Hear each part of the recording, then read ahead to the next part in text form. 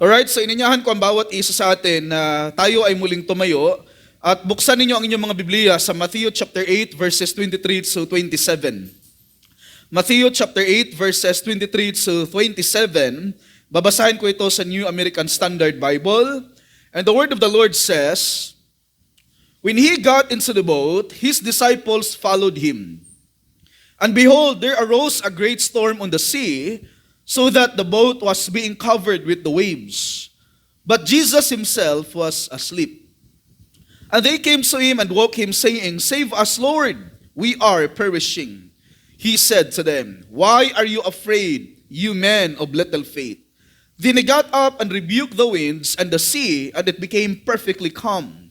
The men were amazed and said, 'What kind of a man is this, that even the winds and the sea obey him?'" Iyuko natin ang ating mga ulo at tayo ay mananalangin. Panginoong Diyos, maraming salamat po sa umaga na ito na inyong ibinigay sa amin. Maraming salamat, O Diyos, dahil kayo ang Panginoon na hindi nagbabago. Kayo ang Panginoon Diyos na nagmamahal sa bawat isa sa amin sa pamamagitan ng pananampalataya sa inyong bugtong na anak na si Kristo Jesus.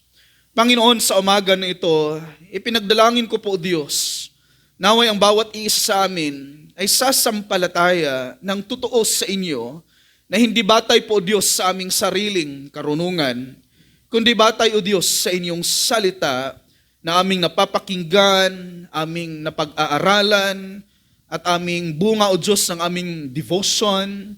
At higit sa lahat, Panginoon Diyos, nawa ang aming definition tungkol kay Kristo Jesus ay hindi lamang po nawa siya tao, sapagkat siya ay Diyos na nagkakatawang tao. Maraming salamat, Panginoon, nawa sa umaga nito ay hindi kami mahintulad, Panginoon Diyos, sa mga tao na lumalapit lamang sa inyong bugtong na anak, O Diyos, dahil po sa mga miracles na kanyang ginagawa.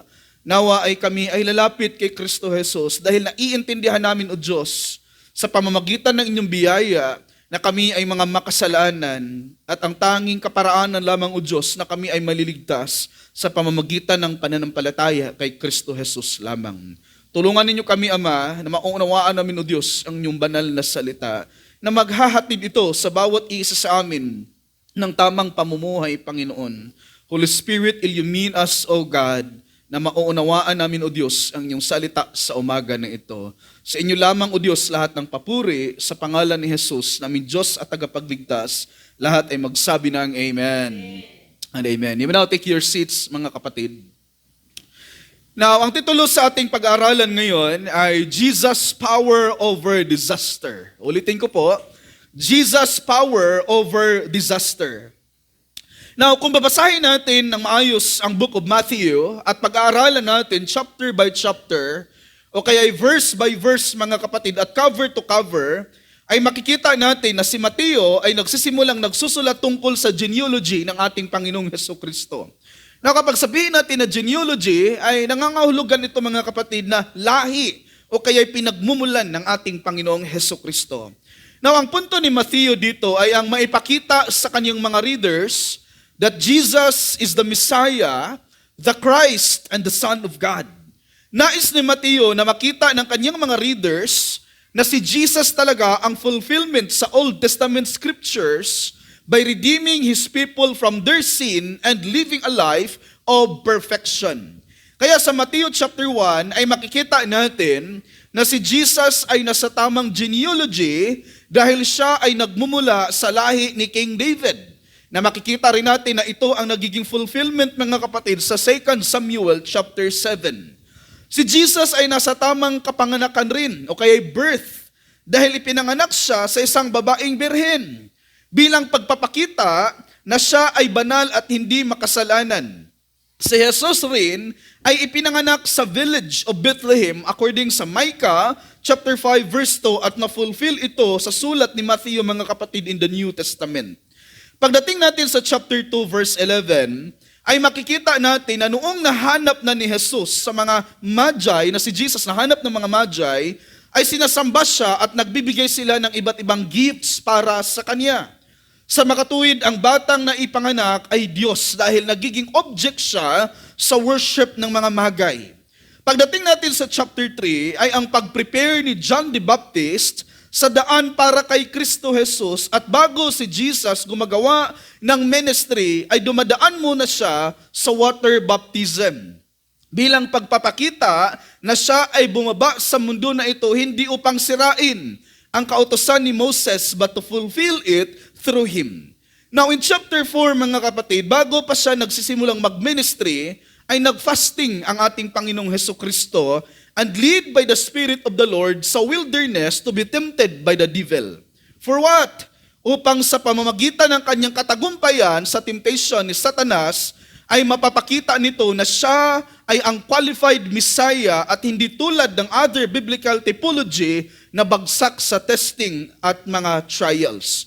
At pagkatapos niyang nagtatagumpay from the devil's temptation, Jesus started his public ministry of preaching. At ang unang salita na lumalabas sa bibig ng ating Panginoong Hesukristo, according sa Matthew chapter 4 verse 17 is this: Repent, for the kingdom of heaven is at hand.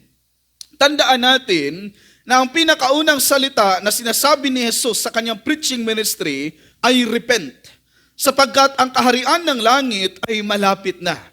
Now, pagdating natin sa chapter 5 to chapter 7, ay ang tungkol na naman sa Sermon on the Mount. Now, mga kapatid, ito yung progression sa passage na makikita po natin. Now, sa umaga na ito, titingnan po natin sa verses 23 to 24, the furious storm.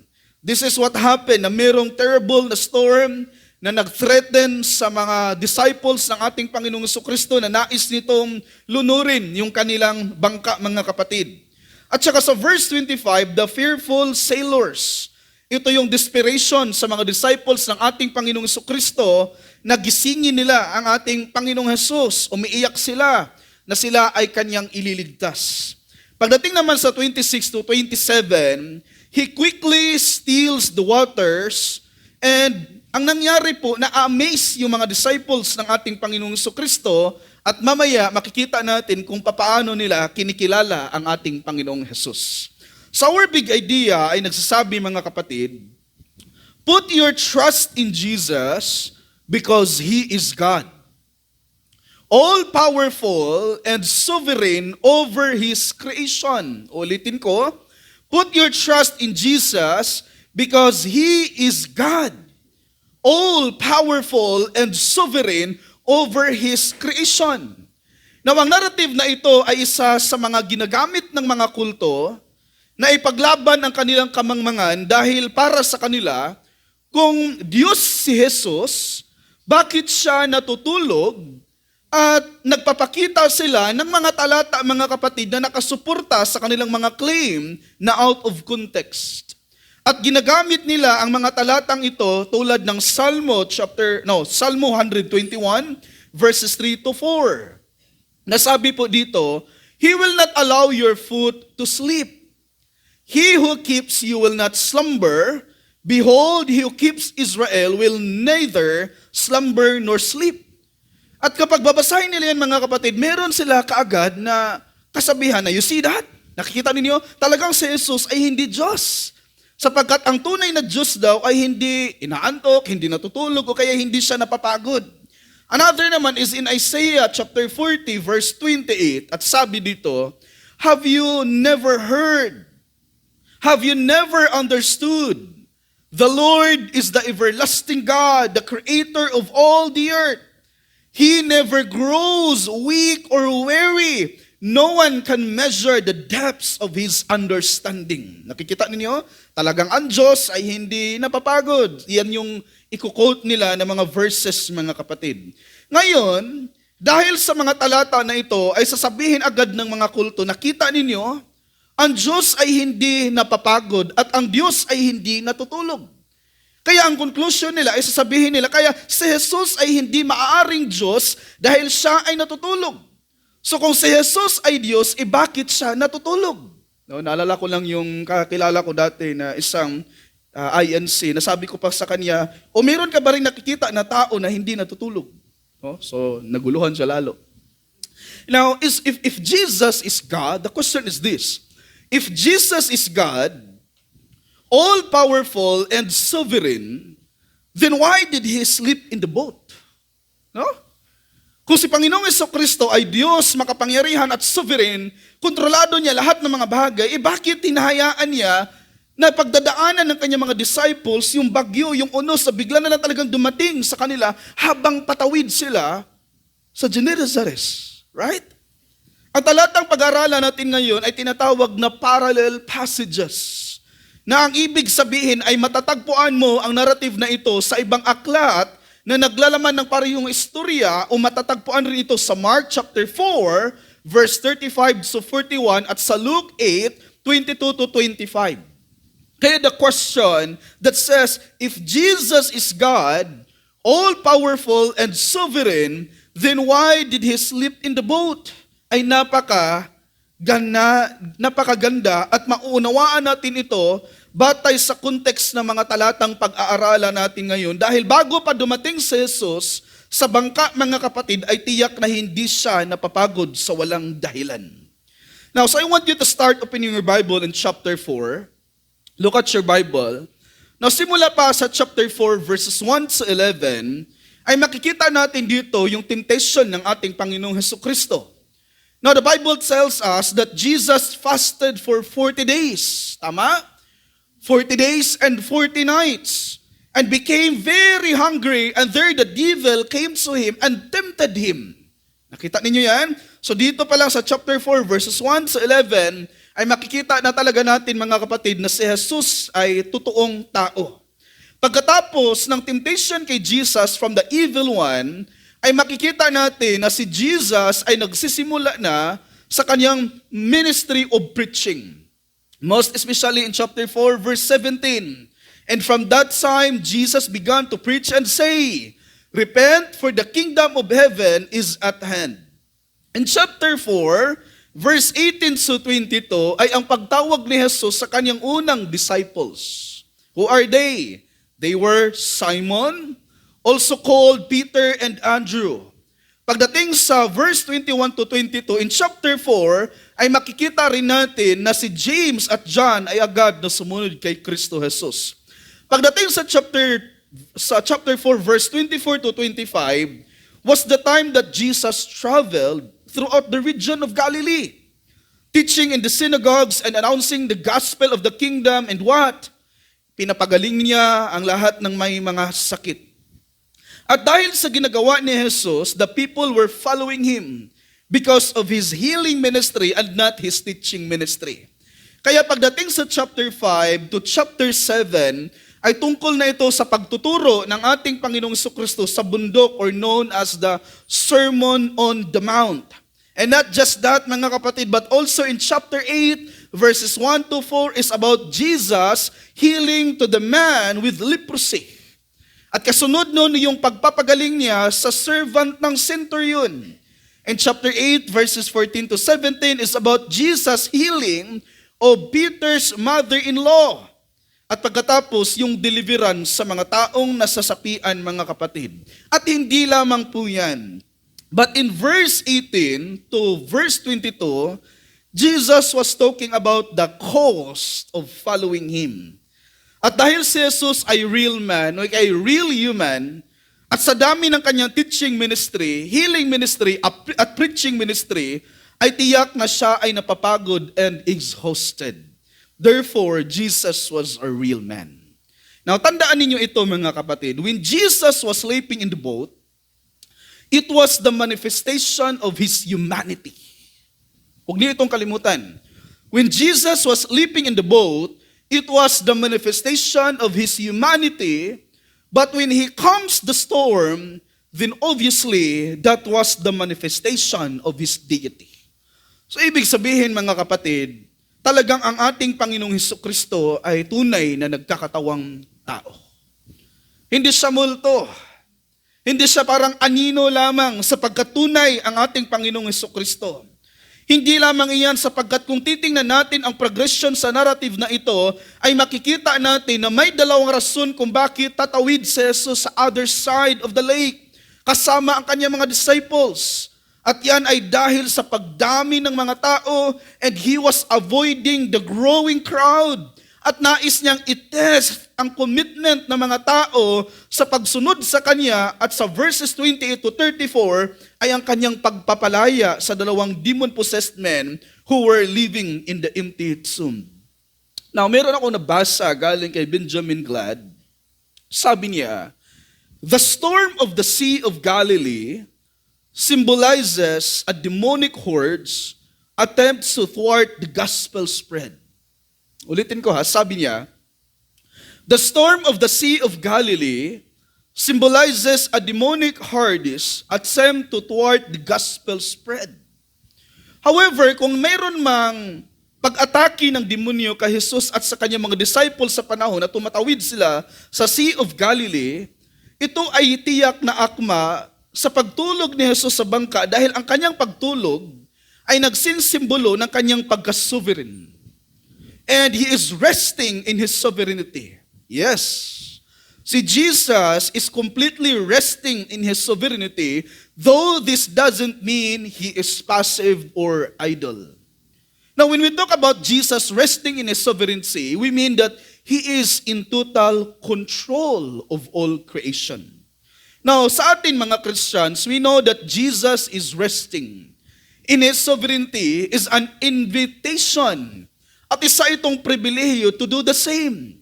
Nagbibigay ito sa atin ng encouragement to exchange stress, worry, and the need to control every outcome for His deep-rooted, unshakable peace.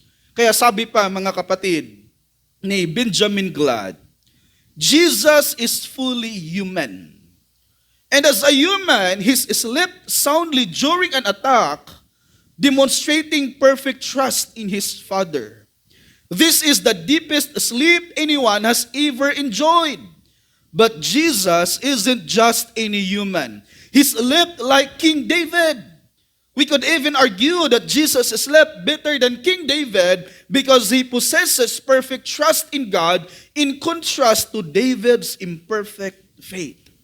So ang buhay Kristiyano ay marka ng pagtitiwala sa Diyos at sa kanyang mga pangako sa ating pagbabago. Nagtitiwala tayo sa mga pangako ng Diyos na ililigtas niya tayo mula sa ating mga kasalanan dahil sa ginagawa ng ating Panginoong Hesus. Ngunit, hindi ba tayo dapat na magpapatuloy sa pagtitiwala sa parehong mga pangako sa pangako ng Diyos sa atin?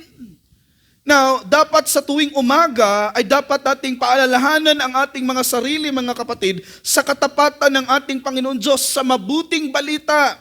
Dahil si Jesus ay namatay, nabuhay at bumalik sa kanyang trono sa langit para sa atin.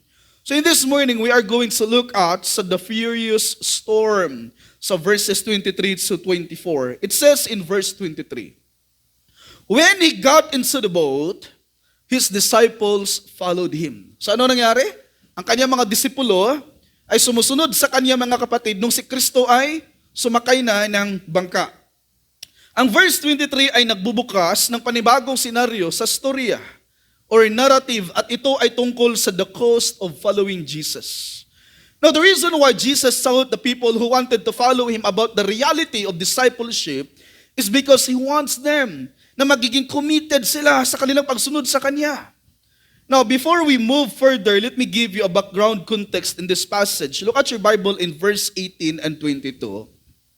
Sabi po dito, now when Jesus saw a crowd around Him, ano sabi niya? He gave orders to depart to the other side of the sea. At merong lumapit mga kapatid na skriba and said to Him, Teacher, I will follow you wherever you go. And Jesus said to him, the foxes have holes and the birds of the air have nests, but the Son of Man has nowhere to lay His head. Another of the disciples said to Him, Lord, permit me first to go and bury my father. But Jesus said to him, follow me and allow the dead to bury their own dead. Now, based sa context na ating binabasa mga kapatid, ay masasabi natin that Jesus was pressing the issue of commitment.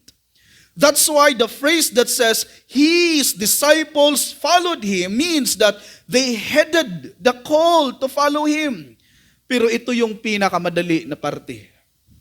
Just joining the bandwagon. Now, the Greek word for followed here is in Greek.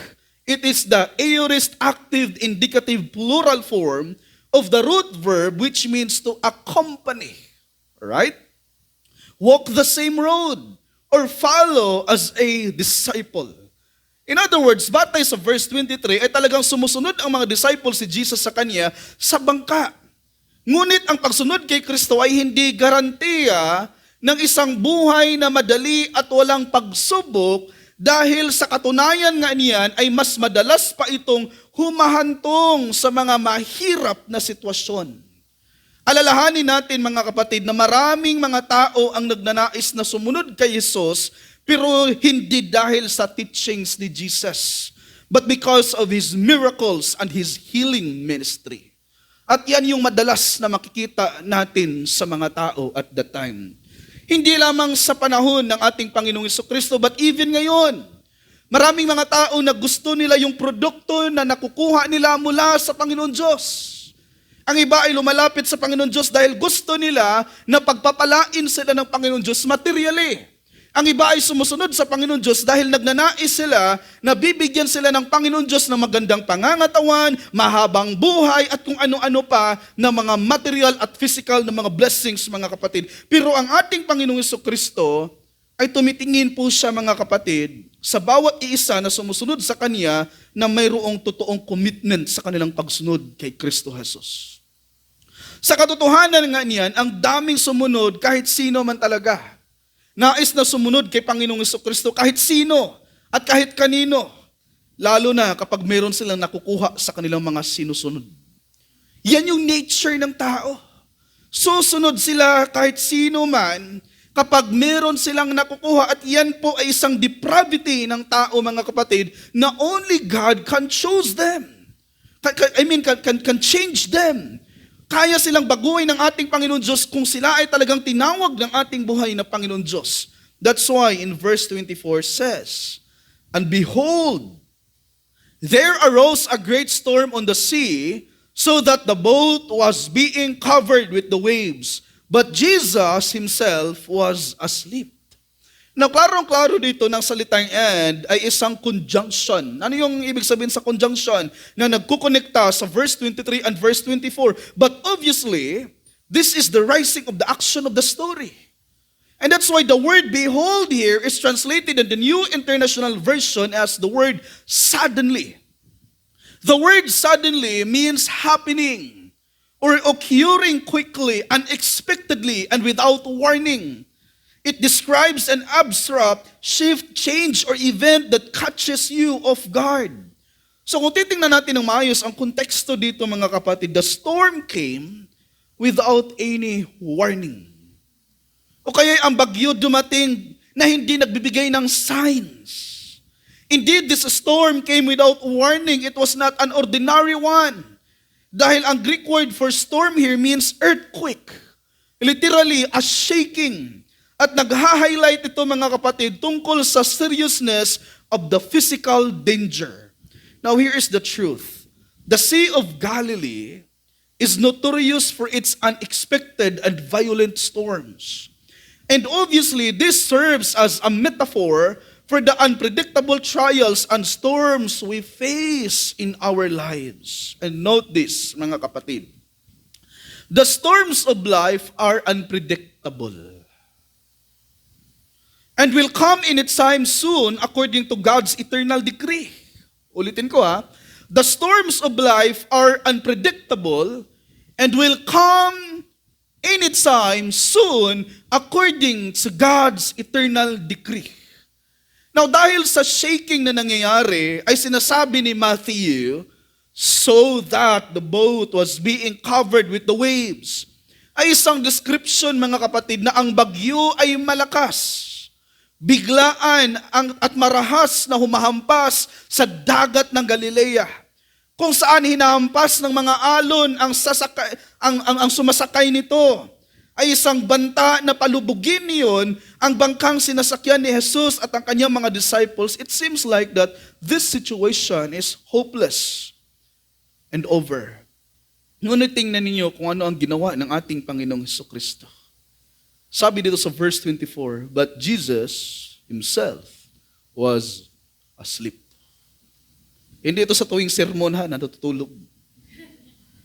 Now, the word asleep here refers to literal na nangangahulugan natural sleep. Such as being asleep in a boat due to exhaustion. So, ibig sabihin, reasonable pala na si Jesus ay natutulog at that time, hindi lamang sa kanyang pagkatao, sapagkat talagang ramdam ng ating Panginoong Kristo ang pagod na kanyang ginagawa at that time. Now, batay sa author's flow of writing, talagang reasonable ang pagtulog ni Jesus dahil sa pagod na kanyang ginagawa from the previous chapters and verses. Wait, no? How come na habang patawid sila sa Sea of Galilee at binagyo ng malakas, papaanong si Jesus ay nakakatulog ng mahimbing? Naalala niyo si Jonah na isang disobedient? Na habang inuutosan siya ng ating Panginoon Diyos na pupunta mga kapatid doon sa Nineveh, pero ang ginagawa ni Jonah ay kumuha ng ticket sa Tugo at dumiretso ng Manila, no? Di ba? Ang ginawa ni Jonah ay nagdi-disobey sa ating Panginoon Diyos. Ngunit ganon din, nagkakaroon din ng malakas na bagyo mga kapatid. Malaking alon, and then nagkakagulo na yung mga iba't ibang mga relihiyon at that time tinatawag na nila yung mga Diyos-Diyosa nila.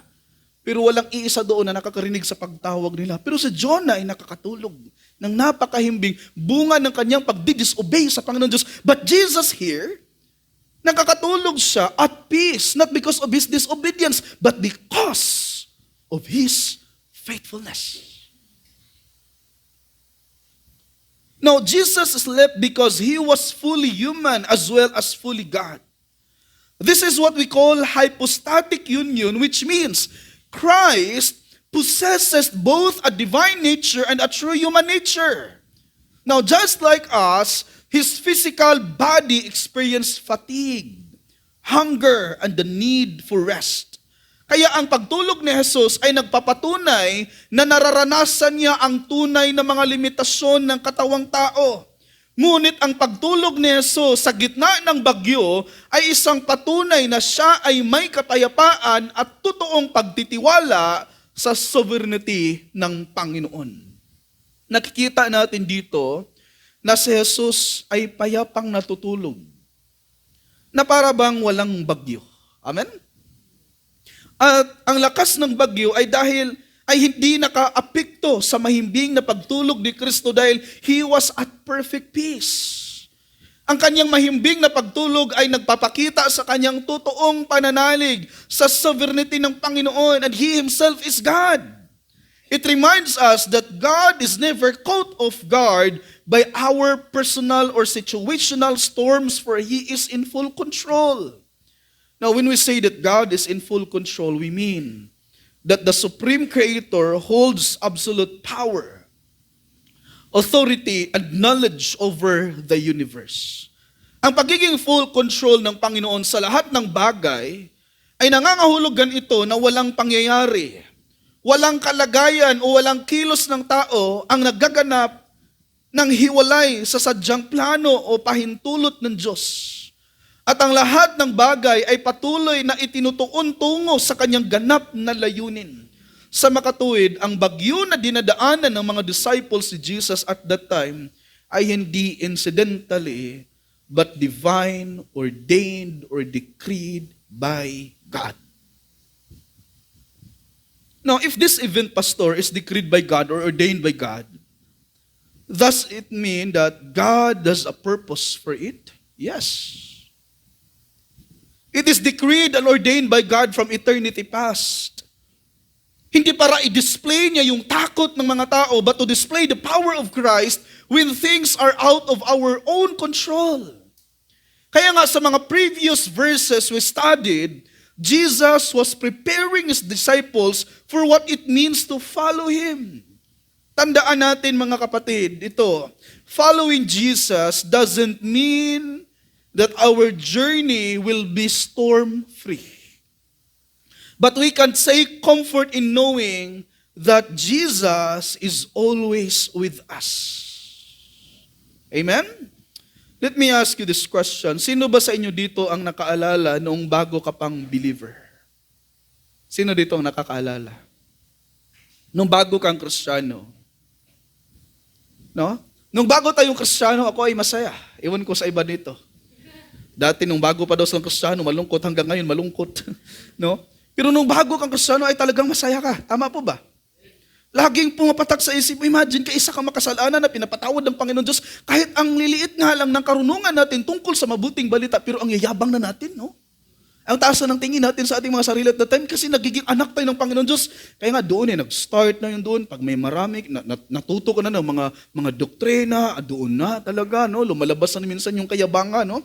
Kasi nga masaya ka no? Na minsan yung kasiyahan na yun, hindi mo, nakakalimutan mo na may halo na palang kayabangan. Now, minsan hindi ka na nakikinig sa magulang mo kasi gusto mo na lang basahin yung Bible Kasi bago naninibago ka, tama ba? Pero yung mga hindi nagbabasa ng Bible dyan, hindi nakaka-relate sa amin yan. No? Hindi nakaka-relate yan. Pero yung mga nagbabasa talaga nakikita nila yung sarili nila. No? Parang, wow, parang pagpunta ka ng prayer meeting, ang aga-aga, di ba? Naalala mo yun? Pastor, no? kahit walang prayer meeting, nagtanong na sa pastor, Pastor, may prayer meeting ba tayo ngayon? Monday pa nga Di ba? Friday pa yung prayer meeting. Pero yun nga, ano yun? Following Jesus doesn't mean our journey will be storm-free. But we can say comfort in knowing that He is always with us. Kaya mahalaga sa atin, mga kapatid, ang mga preaching na gospel-centered. Mahalaga sa ating mga buhay yung gospel people. Naunawaan natin? Ang simbahan who share the same beliefs. People who truly love God and obey Him dahil ang common response natin sa tuwing dinadaanan tayo ng pressure sa buhay, ano ang mga common response natin? Nagpanik. Tama po? Mag-isip ng solusyon at nakakalimutang magtitiwala sa Panginoon sa gitna ng hirap sa buhay. At dahil dyan, gumagawa ng hakbang na hindi naaayon sa kalooban ng Panginoon. Bakit nga ba? Kasi nga, nakakalimutan nila na sa bawat desisyon sa buhay ay dapat uunahin ang ating Panginoon Diyos. Kasi kung wala talaga ang means of grace ng Panginoon na ito, ay tiyak akong manghihina tayo. Dahil sa bawat araw dumadaan tayo sa reality sa mundong ito na talagang masusubok yung pananampalataya natin sa Diyos. At dahil tao tayo, at ni minsan ay maaari tayong magduda sa kabutihan ng ating Panginoon Diyos, ay walang kahit sino man sa atin dito ang maaaring magsabi na kahit wala ang mga means of grace ng Panginoon na yan, ay kaya kong tatayo sa sarili kong mga paa. Wala. Kaya kapatid, kailangan natin ang church. Higit sa lahat, kailangan natin si Jesus. At hindi pwedeng sabihin natin, kailangan ko ang Diyos pero hindi ko kailangan ang church. Bakit nga ba? Because the church is the body of Jesus Christ. Naiintindihan po ba natin? At dahil katawan ng ating Panginoong Jesucristo ang simbahan, ibig sabihin mga kapatid, hindi po hiwalay si Kristo at ang church. At hindi lalago ang sino mang mananampalataya kay Kristo Jesus na hiwalay siya sa church ng ating Panginoong Jesucristo. Kapatid, ang pagsunod kay Jesus ay hindi nangangahulugang ligtas ka na sa mga unos sa buhay. Kaya tandaan mong si Kristo ang kasama mo sa buhay at tiyak tayong ligtas tayo. Amen? Now in verse 23 to 24, we see the furious storm. In verse 25, the fearful sailors. Verse 25 says, and they came to him and woke him, saying, save us, Lord. We are perishing. Now in verse 24, si Matthew, mga kapatid, wrote that this great storm arose on the sea, so that the boat was being covered with the waves, but Jesus himself was asleep. Kung titingnan mo ng maayos ang talatang ito, ay makikita nating may emotional response agad ang mga disciples si Jesus. Tama po ba? Habang palakas ng palakas yung bagyo. At ano ang ginagawa nila? They came to Jesus and woke him. Now note that this phrase gives us two Greek verbs, and that's the words came and woke. The word came here is from the Greek word proselhonti, literally means to approach, to draw near, or to come to Jesus. No? Yan yung unang naisip nila. Pero before that, tandaan ninyo ang narrative ng sabi mga kapatid, nagpanic muna sila. At maya't maya, lumapit na sila kay Kristo. That's the problem. Ang problema ng mga tao talaga, kapag mayroong bagyo na dumating sa kanilang mga buhay, nagre-response. Maya-maya, nag-pray. Di ba? Baliktad, no? Ang dapat sanang gawin, mananalangin at magtitiwala sa sovereignty ng ating Panginoon Diyos. But here, makikita natin mga kapatid na lumapit sila kay Panginoong Jesucristo pagkatapos nilang natakot. Right? Now, the word walk here is from the Greek word, igeri. I don't know the exact pronunciation, but igeran, which comes from the root verb igero, which literally means to awaken, to arouse from sleep, or to raise up. Sa ibang salita ay talagang literal na natutulog si Jesus dahil literal ang paglapit at paggising ng mga disciples sa Kanya. So the word saying here is present word at ginagamit ito to describe an ongoing action that is happening right now. So here's what happens during the storm of the disciples came to Jesus and woke him. At anong ginawa nila? Saying, "Save us, Lord. We are perishing." Now, may nais akong i-point out sa inyo na salita dyan, na pronoun, at yan ay ang salitang they. Dahil nais kong alalahanin natin, hindi isa ang lumapit kay Jesus at ginising si Jesus, but they. It means that during the storm, isa lang ang hindi na shaken. Isa lang ang hindi affected. Isa lang ang hindi takot, hindi troubled or threatened. At yan ay si Jesus. Si Jesus ay mapayapang natutulog sa gitna ng bagyo. In the midst of their trouble, ang ating Panginoong Jesus ay mapayapang natutulog. It means that during the storms of life, Jesus will never be shaken. Ulitin ko po. During the storms of life, Jesus will never be shaken. And in Him alone should we place our trust and hope. So tandaan natin ito, in every storms of life, Jesus will never be shaken, and in Him alone should we place our trust and hope.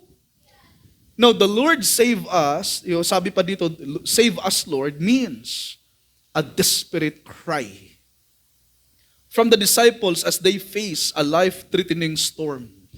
Ang pagtawag nila kay Jesus na save us, Lord, ay tinatawag ito, alam niyo, salvation prayer.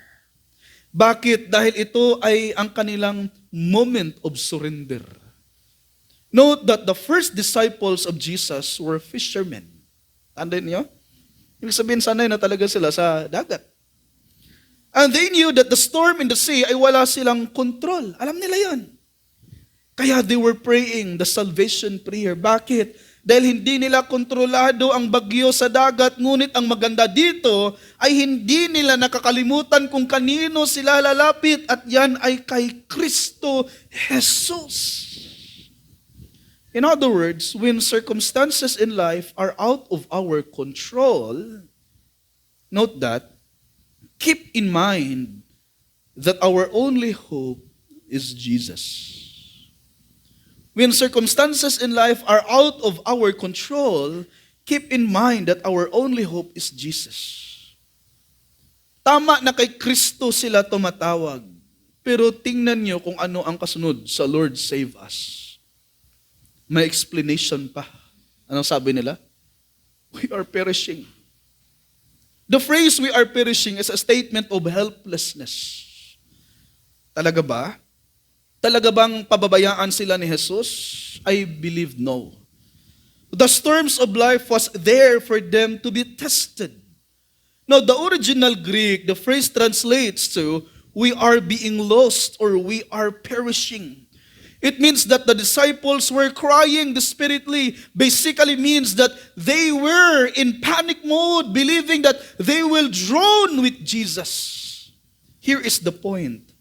They wake up Jesus for the purpose of their salvation, but fail to fully trust that He is the Messiah, the Son of the living God. Tandaan natin mga kapatid, that when we feel like we are droning and helpless, we can run to Jesus. Fully believe that He is the Messiah who will never abandon us. Sino ba dito sa inyo ang makakaisip na hindi maganda sa panahon na sumasakay ng eroplano? Sino dito? Ako ay, yan talaga yung maisip ko ni minsan. Hindi ko naman iniiwasan, pero to be honest with you, lagi ko na lang ipanigkatiwala sa Diyos yung aking kaligtasan. No? Lalo na kapag mag-boarding ka na, di ba? Wala na ito na. No? Parang papunta ka na doon sa inahatid ka na doon diretso sa langit, no? Now, ni minsan ang ginagawa ko ay minsan nga manunood ako ng mga airplane crashes, no? Yan yung ginagawa ko. Kasi kung baka sakali, at least ba, sa kakapanood mo kay Cardo Leyce, alam mo kung paano tumalon, no? Pero mga lang yan, mga wala na tayong magawa di ba? Parang gano'n na. And then, mananalangin talaga ako na, Lord, kung hanggang dito lang, Panginoon, wala na talaga.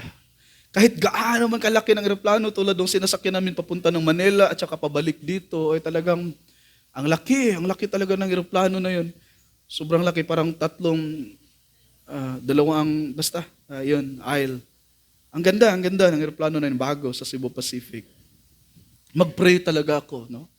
At magre-repent, Lord, I know that you paid my sin in Jesus. And I fully trust you, Lord. Kung ano man ang mangyari, Panginoon, in my death, you may be glorified. No? Kapatid, kinakailangan nating ilagay ang ating buong trust kay Jesus. Believe that He is in full control wherever you are.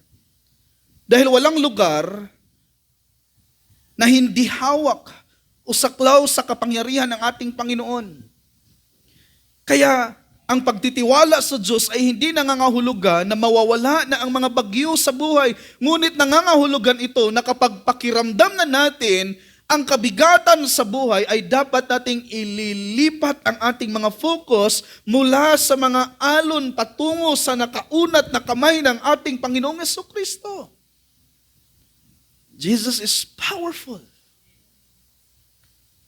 Amen?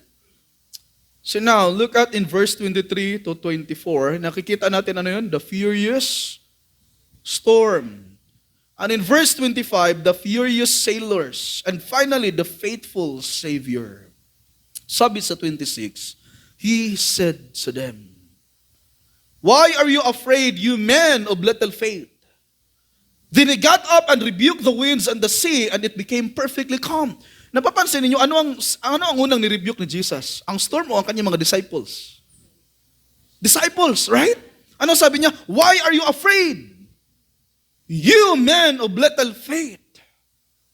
Yan nga yung sinulat ni Matthew, yung linya kay Kristo Jesus.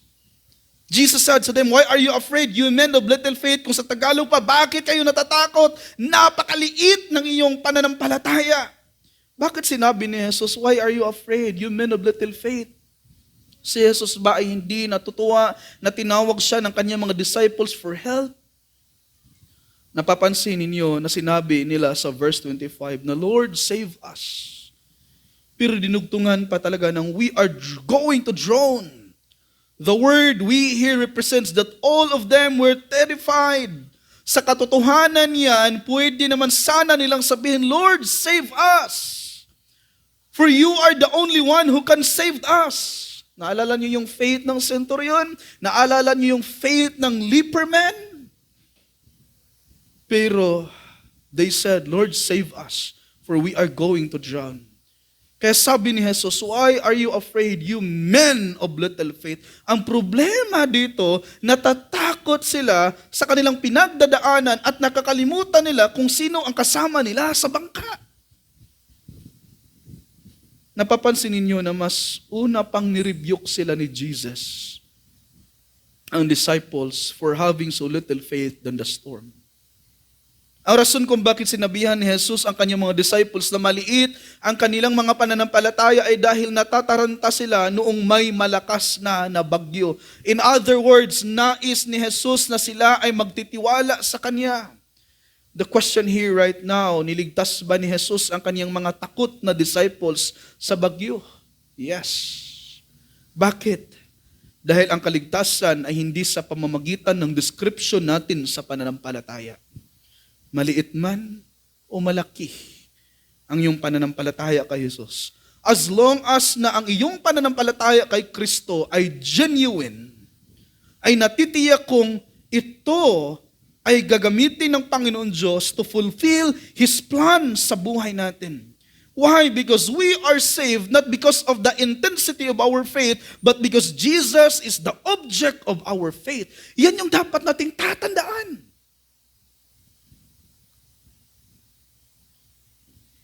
Look at in 26. He said to them, "Why are you afraid, you men of little faith?" Ang talatang ito ay nagbibigay sa atin ng tanong ni Jesus para sa kanyang mga disciples. Why are you afraid? Ang sagot na, "You men of little faith." Ang dahilan kung bakit natatakot sila sa bagyo ay dahil sa maliit nilang pananampalataya sa Diyos. When Jesus asked them, "Why are you afraid, you little men of faith?" He meant that He wanted His disciples to trust Him and not be afraid of the storms. When Jesus asked, "Why are you afraid, you of little faith?" ay isang katanungan na puno ng comfort at encouragement from Jesus na to be afraid dahil si Kristo ay kasama nila sa bangka. Hindi nais ni Jesus na matakot ang kanyang mga disciples for a reason that He is with them.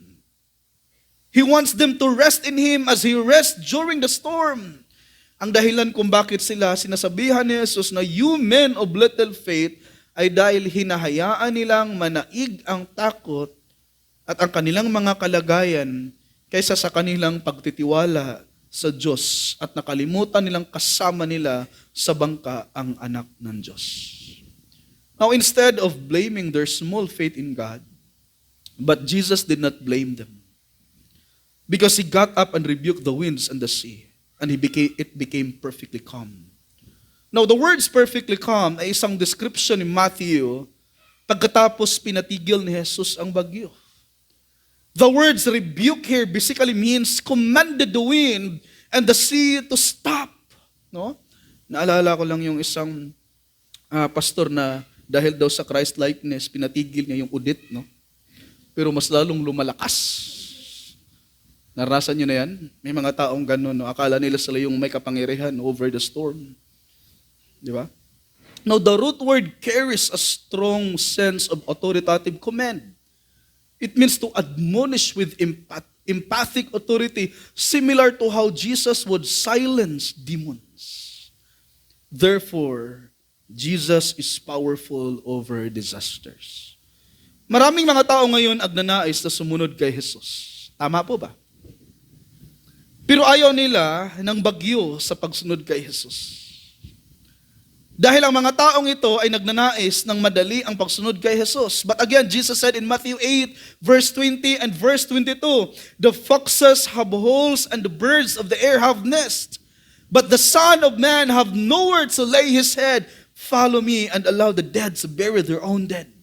Hindi po madali ang pagsunod kay Jesus. Dahil it demands radical commitment, for it requires, self-denial, self-dying, unconditional obedience, and unreserved submission. Kaya ang response nila sa ginawa ng ating Panginoong Jesus, look at this. The men were amazed and said, "What kind of a man is this, that even the winds and the sea obey Him?" Now, the verse gives us an unchanging theological truth that Jesus is all-powerful. Amen po ba? Ano yun? Si Jesus ay all-powerful and sovereign over what? Over the nature, because His creation follows His command. Jesus' absolute authority and control over His creation proves that He is fully God and fully human. The disciples had just witnessed Jesus awaken. At ano nangyari? Literally na nirebuke ni Jesus ang winds and the sea. At ano nangyari? Dahil sa ginawa ng ating Panginoon Jesucristo, nag-goes ito sa bawat isa sa kanila na nagtatanong sa bawat isa. At ano yung tanong na yun? What kind of a man is this? That even the winds and the sea obey Him? Nakita niyo yung word amazed? Katulad yan ng isang salita na thumazo, which means marveled. Ang kanilang pagkamangha sa pagpapakalma ni Jesus sa bagyo ay nagbibigay diin sa biglang pagkakaunawa sa kanyang banal na kapangyarihan sa kalikasan. Now, here's the truth, mga kapatid. Nang patahimikin ni Jesus ang hangin at dagat at kaguluhan, ano nangyari? Ay naging lubos o nangyari yung lubos na katahimikan. Alam niyo ba na sa tradisyon ng mga Hudyo, ang ganap na pagkontrol sa magulong kalaliman ng dagat ay tanging ang Diyos lamang ang makakagawa. Naiintindihan po ba natin? Sa pamamagitan ng pagpapakalma ni Jesus sa bagyo, sa pamamagitan lamang ng isang salita, inihayag niya, mga kapatid, ang kanyang pagka-Diyos at ang kanyang ganap na kapangyarihan sa paglikha. But as I study this passage, look at their reaction. Look at that. What kind of a man is this that even the winds and the sea obey Him? Intindihin natin na ang pagpapakalma ni Jesus sa bagyo sa pamamagitan ng kanyang salita ay isa sa mga patunay na siya ay Diyos. Bakit nga babalikan ko? Dahil sa Hebrew tradition na ang kagaluhan sa dagat ay nagre-represent ng death at danger na ang Diyos lamang ang makapagpapakalma. Ngunit ang nakakalungkot ay ang tingin pa rin nila kay Jesus at that time ay tao. In other words, the storm at sea was intended or decreed by God to display the reality of Jesus' divine nature, so that the man who saw Him perform the miracle would believe that He is God. Naintindihan natin, mga kapatid. So ang question nito ngayon, mga kapatid, is this. Personally, who is Jesus to you? Ano ba talaga sa Jesus sa buhay mo? Is He your God? Is He your Savior? Is He your Lord? Kung sasabihin mo na siya ay Diyos mo, do you really prioritizing Him? If you will say He is your Lord, then do you submit to His Lordship? Marami kasi mga tao na mali ang kanilang definition tungkol kay Kristo Jesus. Bakit nga ba? Because their knowledge about Jesus ay hindi nagmumula sa theology from above. But if our knowledge about Jesus ay nagmumula sa kanyang salita, then wala tayong rason, mga kapatid, to deny the fact, the miracles that prove to us that Jesus is God. Why? Because the miracles, the healing of Jesus, the word of Jesus ay talagang nagpapakita sa atin that He is God. Now, if Jesus is God sa buhay natin, nakikita ba siya na Diyos sa buhay natin? Naranasan ba natin yung totoong kabaguhan dahil kay Jesus? Naranasan ba natin na pinaprioritize na natin yung Panginoon Diyos? When we wake up in the morning, we pray to God, we thank God. We read His Word, na kapag mayroong araw na hindi na natin nababasa yung salita ng Diyos, parang wala tayong at peace sa Panginoon. Kapatid, kung meron ka sa mga katangian na yun, praise be to God. Why? Because a natural man ay ayaw nila sa salita ng Diyos. But a person who is regenerated, hahanap-hanapin niya talaga yung salita ng Panginoon. Now, Jesus Himself makes it clear that what we believe matters to God. Narinig niyo ako? What we believe matters to God. In Matthew chapter 7, verse 21, He explicitly declares that not everyone who says to me, Lord, Lord, will enter the kingdom of heaven. May mga tao, mga kapatid, na sumunod kay Kristo, naglilingkod kay Kristo, dahil nga ba sa ano? Dahil sa mga milagro. They are casting out demons na ginagamit nila ang pangalan ng ating Panginoong Jesus. At ang iba nga, nag-claim sila na kilala nila si Jesucristo, but He will say to them, I never knew you. Away from me, you evildoers. It is not enough to say, literally and physically, that you believe in Jesus, but, listen to this, obviously you are not submitting to His Lordship because you must be certain that Jesus you believe is in the right Jesus.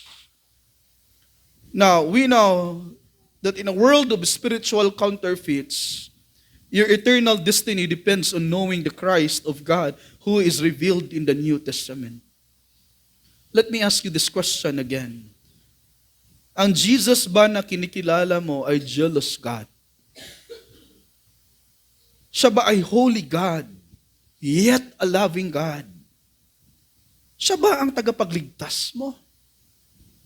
Siya ba ang sustainer mo? How about His Lordship? Is He the Lord of your life? Do you follow Him? Do you submit to Him? Naiintindihan ba natin na sa ating pagsunod kay Panginoon Kristo, kahit dadaan tayo sa iba't ibang uri ng mga bagyo sa ating mga buhay, but because our eyes ay na kay Kristo Jesus, ay talagang bahala na yan, nagtitiwala ako sa iyo, Panginoong Jesus, na kahit ano man ang pagdadaanan ko, ay talagang susunod ako sa iyo. Do you recall sa early church, early believers from the past? Kung pressure sa buhay ang pag-uusapan, mas malalim yung pinagdadaanan ng mga tao na yun. Pero para sa kanila, hindi maikukumpara yung mga pinagdadaanan nila sa pinagdadaanan ng ating Savior na si Kristo Jesus. Sa katotohanan nga niyan, mga kapatid, hindi talaga deserve ni Jesus na maipako sa cross. Do you hear me? Bakit nga ba? Kasi nga, perfect ang ating Jesucristo. Perfect ang ating Panginoong Jesucristo. Hindi siya nagkakasala, hindi siya nakakagawa ng kahit anumang maliit na mga bagay na kasuklam-suklam harapan sa ating Panginoon Diyos. But He died in a place na hindi niya deserve. Parang para ikaw at ako na pinili ng Ama noong una pa man, ay maliligtas sa pamamagitan niya. Kung sinasabi mong you believe in Jesus but you are living in a life of disobedience, let me tell you this, you don't know Jesus. You don't know Jesus. If you are saying that you believe in Jesus, ngunit namumuhay kang iba ang direksyon sa buhay, then Jesus is not in you. You are deceived. If you keep on saying, I believe in Jesus, but you lived in sin, that means you are deceived. Bakit nga ba? Kasi nga kung ikaw at ako ay na kay Kristo Jesus, imposible na hindi tayo magbago. Bakit nga ba? Because the Jesus na meron tayo sa Biblia ay makapangyarihan. Amen? Now, speaking about the cost of following Jesus, naalala ko yung sa mga panahon na si Brother Mark ay nagkakasakit ng Bell's palsy. Do you remember him? Para sa hindi nakakaalam kung ano ang ibig sabihin sa Bell's palsy, at ito yung naintindihan ko sa aking binasa, mga kapatid, ito yung biglaan o kaya temporaryong paghina o paralyze ng muscles sa mukha ng isang tao na nagmumula sa inflammation of the seventh cranial nerve. And as I search it, ay ang symptoms pala nito ay ang dropping of mouth. Nandoon talaga lahat kay Mark. Hirap sa pagpikit ng mata, no? Sensitive sa sounds. Kaya nga nung dito, I think doctrinal or prayer meeting na naglaro sila kaya rin, nagsigawan, lumabas si Mark kasi nga medyo masakit sa tenga niya. Ringing in air, dry eye at mouth, facial weakness or paralysis. Hirap sa pagsasalita. Sakit sa panga o tenga at masakit ang ulo. Tama, Mark? Now, one time kami lang ni Mark sa discipleship group, nabahagi niya sa akin na dahil ang title sa sermon natin at that time ay True Lordship. No? Sabi pa niya, kahit na gagapang man ako, pastor, magpapatuloy ako sa Panginoon. Nare-realize ko po kasi na napakaikli lamang ng buhay at hindi pwedeng sayangin ko ito. Dahil hindi tayo maaaring magkakamali sa eternity. At hindi na ako ang may-ari ng buhay ko, kundi si Jesus. Now, while he was suffering sa temporary paralysis na yon, nakikita niyo ba si Mark na natutulog lagi sa bahay kasi masakit yung mukha niya? Right? Ako na nga, minsan yung gusto magsabi sa kanya, Mark, huwag ka na magsama muna sa akin, sa gawain. Sa mangisda kasi init, no? Pero gusto niya, alam ka na, pigilan ko yung tao na yan. Kung gusto niya sumama, okay, pero ako nag-isip din ako, baka ano itong mangyari si Shekinah Love, si Mark, okay lang kaya. Sabi ko, gusto niya rin sumama. Di ba? Habang nag-suffer siya sa Bell's palsy, at sensitive siya sa sounds, noong una ay sinubukan niya mag-drum, sabi pa niya, pas, sakit talaga. Sabi ko, wag lang, mag-beatbox lang. So, sabi niya, kaya naman, pastor. No, nag-headset lang siya, kasi masyadong masakit sa tinga niya. Then, 2 weeks after ng drums na siya, this is what we call theology in life. Ano yan? Theology in life. Si Kristo ay hindi interesado sa mga taong magaling magsalita tungkol sa doktrina sa Bible pero wala sa buhay.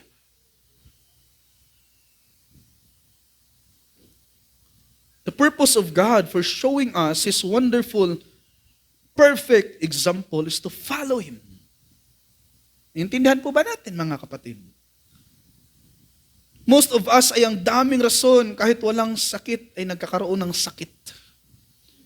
No? Doon pa talaga lumalabas kapag linggo. No? Doon pa lumalabas sa prayer meeting. Iwan ko ba, bakit sa 2 oras na lang din yun sumasakit? Kahit pwede namang balikan, no? Mamaya ang ginagawa dahil i-priority muna ang Panginoon at ang kanilang relasyon sa Diyos, ba't minsan inuuna at sinisingit na lang si Lord? Well, you cannot force someone to prioritize God and you cannot force someone to follow Jesus. Pero ito yung katotohanan, kapatid. Listen to me. Sooner or later, lahat tayo ay haharap sa Diyos. And if Jesus is not really the God of our lives, then you will be exposed. Kung paano ka ini-expose ng mundo, ng Diyos sa mundo na ito by your behavior, by the way how you react sa mga storm na dumating sa buhay mo, ay talagang mas i-expose ka ng Panginoon Diyos on that day. At lahat ng pinagkakaabalahan mo ngayon, ay hindi mo yan magagamit sa pag-justify sa sarili mo sa hukom na paparating sa buhay natin on the day of judgment. Kaya if I were you, I will choose to believe in Jesus. I will deny myself. I will obey the God who became man, who died in my place for my salvation. I will follow Him. Why? Because the Bible says to us, Jesus is the mediator between God and man. At sabi pa ng isang paborito kong preacher, never once na si Jesus ay natalo sa case sa courtroom of heaven. On that day, si Jesus, mga kapatid, ay either magiging advocate mo o kaya judge mo. And my prayer is that the Living Word Gospel Church will stand on that day before the throne of God, truly and perfectly, genuinely justified by Jesus. Because if not, our good works ay hindi sapat. Kaya we need Jesus. Why? Because Jesus is God. Amen? So if Jesus is the God of our lives, ano yung gagawin natin? Do not fear. Why? For He is with us. Mananalangin tayo. Panginoon, maraming salamat o Diyos sa inyong katapatan at kabutihan sa aming mga buhay. Tunay, Panginoon, na sa bawat bagyo na dumarating sa aming mga buhay, kayo ang Panginoon Diyos na hinding-hindi masishaken. Hindi kayo na-threaten, Lord God, sa bagyo. Literal man, Lord, the disaster. Hindi kayo na-threaten, Panginoon, sapagkat hindi nakakaapekto yan sa inyong pagka-Diyos. Ngunit, Lord, alam naming lahat ng bawat isa sa amin, ang natural, Lord, na response ng bawat isa sa amin ay ang magpanik sa tuwing may mga pinagdadaanan kaming mabibigat na mga pasanin as we follow you. Kaya, Panginoon, tulungan ninyong bawat isa sa amin na patuloy na magtitiwala sa inyo as we follow you. Dahil napakarami po, Diyos, ng mga dapat naming matutunan as we follow you. At lahat, O Diyos, ng mga pagsubok na dumating sa aming mga buhay ay eternally decreed ito from eternity past, O God. Not to punish us, but to strengthen our trust and our faith in Jesus Christ. Kaya, Panginoon, nananalangin ako, tulad ng nababasa namin, O Diyos, sa confessions kanina, na dagdagan ninyo ang aming pananampalataya sa inyo. At alam namin, O Diyos, na patuloy nyo itong dadagdagan ang aming pananampalataya sa inyo sa tuwing dumaranas kami ng iba't ibang bagyo sa buhay. Ingatan ninyo, O Diyos, ang inyong mga anak dahil alam namin, O Diyos, na kasama namin kayo. Remind us, O God, that you are with us at hindi mangyayari, O Diyos, na tatalikuran ninyo ang bawat isa sa amin. May Jesus Christ ang magiging wisdom sa bawat isa sa amin as we journey, as we begin to follow our beloved at nag-iisang Savior. In Jesus' mighty name I pray. Amen. Amen.